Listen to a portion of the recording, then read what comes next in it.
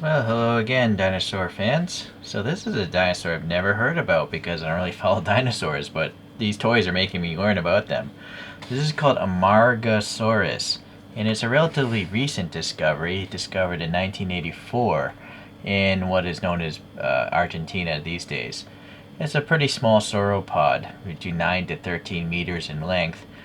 But what's interesting is the spikes. This is the one complete skeleton they found. It has double rows of spikes here on the neck, and so some were thinking it has like skin connecting them for either mating displays or possibly to regulate its body heat or something. Not sure, but there it is compared to like a human being. All right. So here's some renditions. All right. Some speculate the spikes are just for defense. You know, if an animal tried to take it out at the neck, it's gonna have a hard time doing that. But maybe there's a double row of skin or something. Either way, it'd still be hard to bite down, you know, so not sure. So this is wave 3, I believe, of the Dino Roll, and this is made by a brand, or the brand is Kong Species, and then there we go, and I think this might be the designer, but I don't know, leave a comment. And then the other dinosaurs in this line, these are 3 of them. It's my goal to get every one of them. Okay. It's a really strong box, and unfortunately it has to be because I believe, excuse me, I believe these are made of rigid plastic, so they might be brittle. Let's go over this here. So that's a nice little picture. I'm not sure if I need it though because I'm literally going to have the model in my hand. This is here's some other models that may possibly come out in the future. So there's all these numbers. 90 different drawings exist.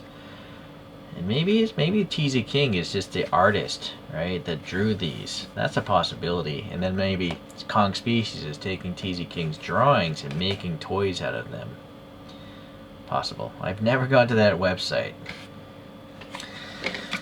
This is a waste of plastic. There's just no reason to have this when it's already on the box. I just don't need to collect plastic or throw that into the trash and pollute the planet. So here's some Chinese text of what these are. Unfortunately, I can't read that. I'm too lazy to look on the internet. I don't know if that's an app. I guess an app, perhaps. I gotta look at one of these days. Okay, let's continue on with the actual toy, though. We have this nice dense foam. And actually, let me close these back windows out.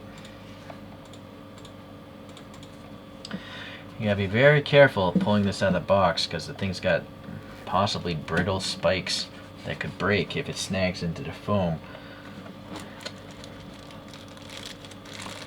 So I'm pulling it downwards to keep those spikes from snagging.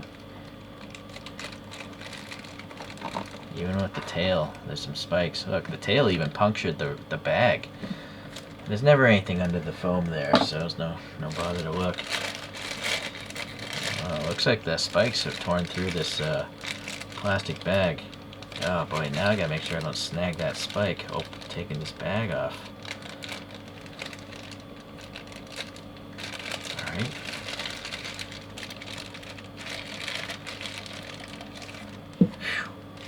Such a delicate procedure, but I don't want to buy this again.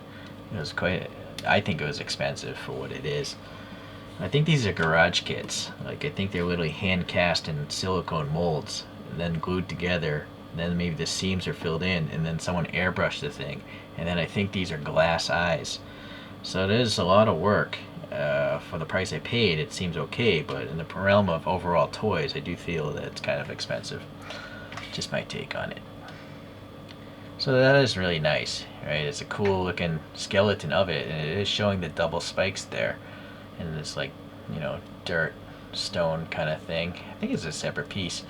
Unfortunately, they just don't tell you what the dinosaur is on the toy itself. So, it's too bad. And then I guess it's called Dino Roll because it's supposed to be rolling this object. Whether that's an egg or a geode, I'm not sure. And it's got these funky little tiger stripes raised. It's got some dots painted on there. And then the back of the legs here, we have just like skin texture, like on an elephant or something. And you can see more of it here, and the texture does vary quite a bit, you know, throughout the body. Here it's getting a little wrinkly. You know, it's always wrinkly, I guess. But yeah, this is generally smooth. It reminds me of a mammal, an elephant or something. It's got some funky thumb-looking claws, or hoofs, or whatever they are. It almost looks like a thumb, and then 4 little gray toes or whatnot. And then here, the back feet do look like claws again. And then it's generally like an off-white or gray, I guess, bottom.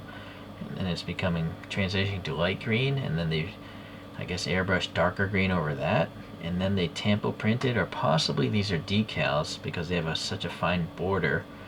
So those are neat looking, whatever these stripes are supposed to be.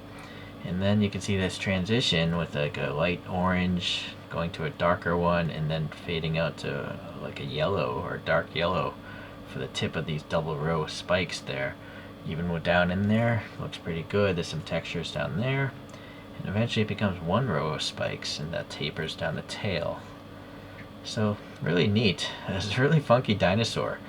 And then you got these glass eyes, and you can even see the shadow of that black dot there. Interesting. It's got a goofy looking smile, or I don't know, like a buck tooth, I think that's what it's called, right? When you have such a big overhang, and they are segmented nicely, and there's like a paint wash on top of the white. Okay, you can see this, it goes from like a wrinkly skin to scales, which is kind of nice. And then the nostril does have some black in there, it does have some depth, and you can see the scales changing shape across the body.